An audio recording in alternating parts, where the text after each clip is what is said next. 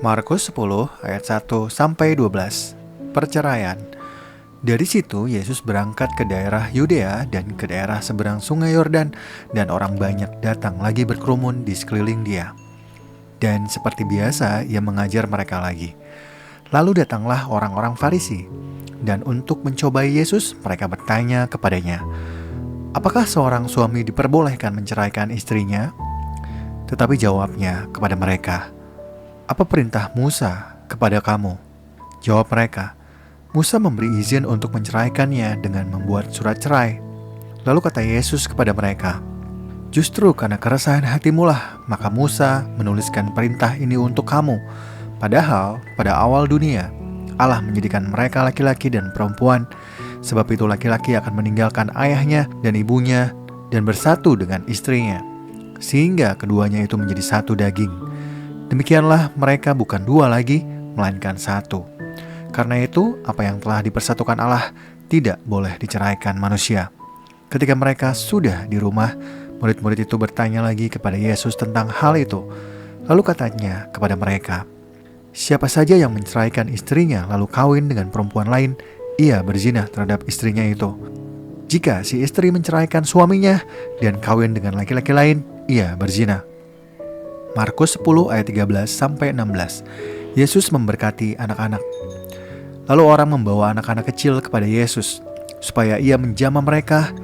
Akan tetapi murid-muridnya memarahi orang-orang itu. Melihat hal itu, Yesus marah dan berkata kepada mereka, "Biarlah anak-anak itu datang kepadaku. Jangan halang-halangi mereka, sebab orang-orang seperti inilah yang memiliki kerajaan Allah.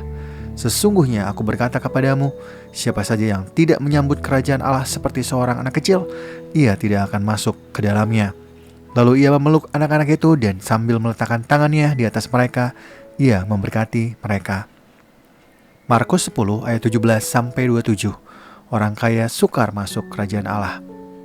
Pada waktu Yesus meneruskan perjalanannya, datanglah seorang berlari-lari mendapatkan dia dan sambil bertelut di hadapannya, ia bertanya, "Guru yang baik, apa yang harus kuperbuat untuk memperoleh hidup yang kekal?"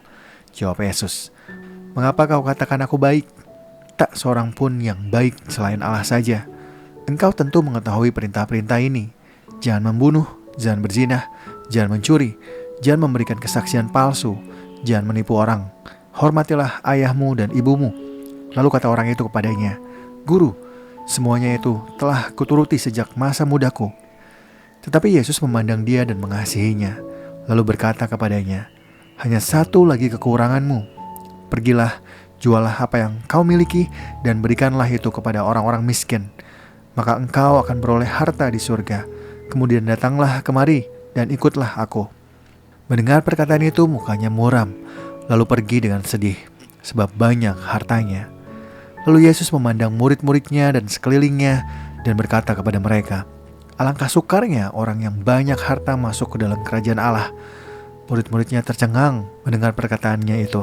Tetapi Yesus berkata lagi, "Anak-anakku, alangkah sukarnya masuk ke dalam kerajaan Allah. Lebih mudah seekor unta melewati lubang jarum daripada seorang kaya masuk ke dalam kerajaan Allah." Mereka makin tercengang dan berkata seorang kepada yang lain, "Jika demikian, siapakah yang dapat diselamatkan?" Yesus memandang mereka dan berkata, "Bagi manusia hal itu tidak mungkin, tetapi bukan demikian bagi Allah, sebab segala sesuatu mungkin bagi Allah." Markus 10 ayat 28 sampai 31. Upah mengikut Yesus. Lalu Petrus berkata kepada Yesus, "Kami ini telah meninggalkan segala sesuatu dan mengikut Engkau."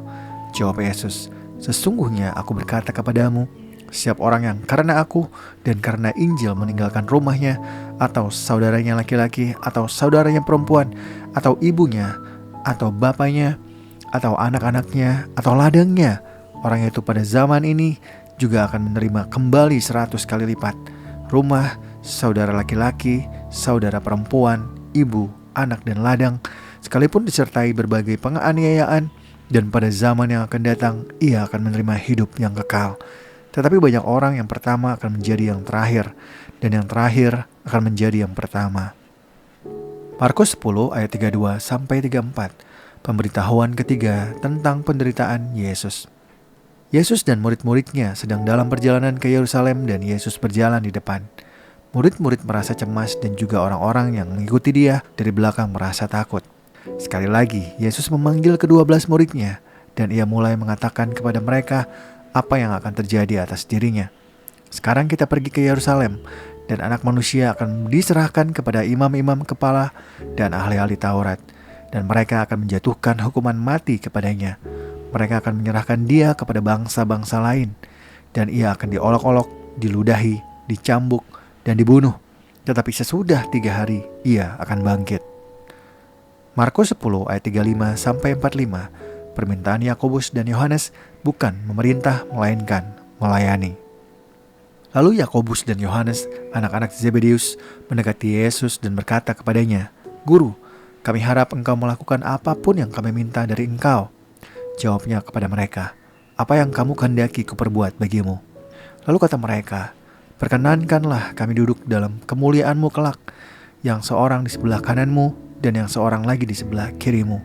Tetapi kata Yesus kepada mereka, "Kamu tidak tahu apa yang kamu minta. Dapatkah kamu minum cawan yang harus kuminum, atau dibaptis dengan baptisan yang harus kuterima?" Jawab mereka, "Kami dapat." Yesus berkata kepada mereka, "Memang kamu akan meminum cawan yang harus kuminum, dan akan dibaptis dengan baptisan yang harus kuterima. Tetapi hal duduk di sebelah kananku atau di sebelah kiriku, aku tidak berhak memberikannya. Itu akan diberikan kepada orang-orang yang baginya hal itu telah disediakan." Mendengar itu, 10 murid yang lain menjadi marah kepada Yakobus dan Yohanes. Lalu Yesus memanggil mereka dan berkata, "Kamu tahu bahwa mereka yang diakui sebagai pemerintah bangsa-bangsa bertindak sebagai tuan atas rakyatnya, dan para pembesarnya bertindak sewenang-wenang atas mereka. Tidaklah demikian di antara kamu. Siapa saja yang ingin menjadi besar di antara kamu, hendaklah ia menjadi pelayanmu. Dan siapa saja yang ingin menjadi yang pertama di antara kamu, hendaklah ia menjadi hamba untuk semuanya. Karena Anak Manusia juga datang bukan untuk dilayani, melainkan untuk melayani, dan untuk memberikan nyawanya menjadi tebusan bagi banyak orang." Markus 10 ayat 46-52, Yesus menyembuhkan Bartimeus. Lalu tibalah Yesus dan murid-muridnya di Yeriko. Ketika Yesus keluar dari Yeriko bersama murid-muridnya dan orang banyak yang berbondong-bondong, ada seorang pengemis yang buta bernama Bartimeus, anak Timeus, duduk di pinggir jalan. Ketika didengarnya bahwa itu adalah Yesus orang Nazaret, mulailah ia berseru, "Yesus anak Daud, kasihanilah aku." Banyak orang menegurnya supaya ia diam, namun semakin keras ia berseru, "Anak Daud, kasihanilah aku." Yesus berhenti dan berkata, "Panggillah dia." Mereka memanggil orang buta itu dan berkata kepadanya, "Teguhkan hatimu, berdirilah, ia memanggil engkau."